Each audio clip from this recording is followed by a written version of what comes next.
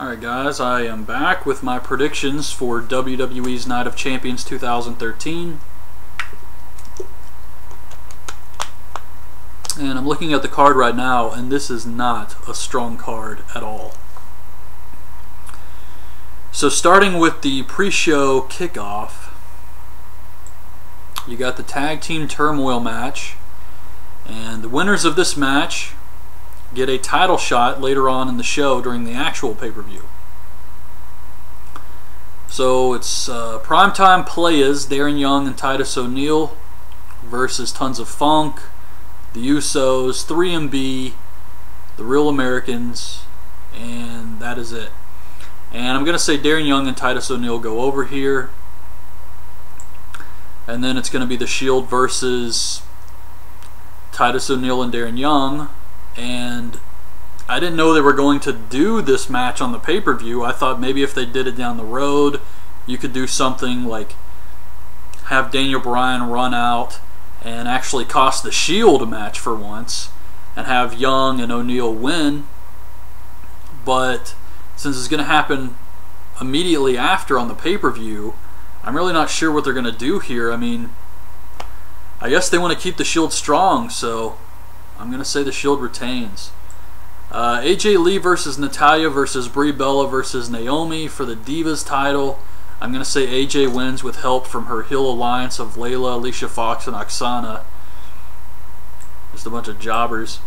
CM Punk versus Curtis Axel and Paul Heyman. Punk beats Axel. He gets his hands on Heyman. Or he's about to get his hands on Heyman. Brock Lesnar comes out and lays out CM Punk again, leading to another match with Brock versus Punk. Del Rio versus RVD. I'm going to say Del Rio retains after Ricardo Rodriguez turns on RVD and joins back up with Del Rio. And then finally we got Randy Orton versus Daniel Bryan. And I'm going to say Randy Orton retains with help from Cody Rhodes, who is forced to help Randy Orton retain in order to get his job back. And there you have it. That is WWE Night of Champions 2013. I can't even really say the matches are going to be good because I haven't cared much for a lot of RVD's matches since he's returned to WWE. And the Orton-Daniel Bryan match should be good, but other than that, what else is there?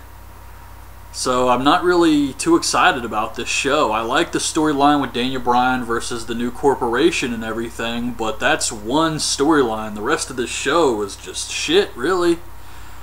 Just a bunch of thrown together stuff. And you could say that the CM Punk thing has had a lot of build to it, but Curtis Axel just doesn't get me interested in this storyline. And I don't really care for the whole CM Punk beats Axel, then he gets his hands on Heyman thing.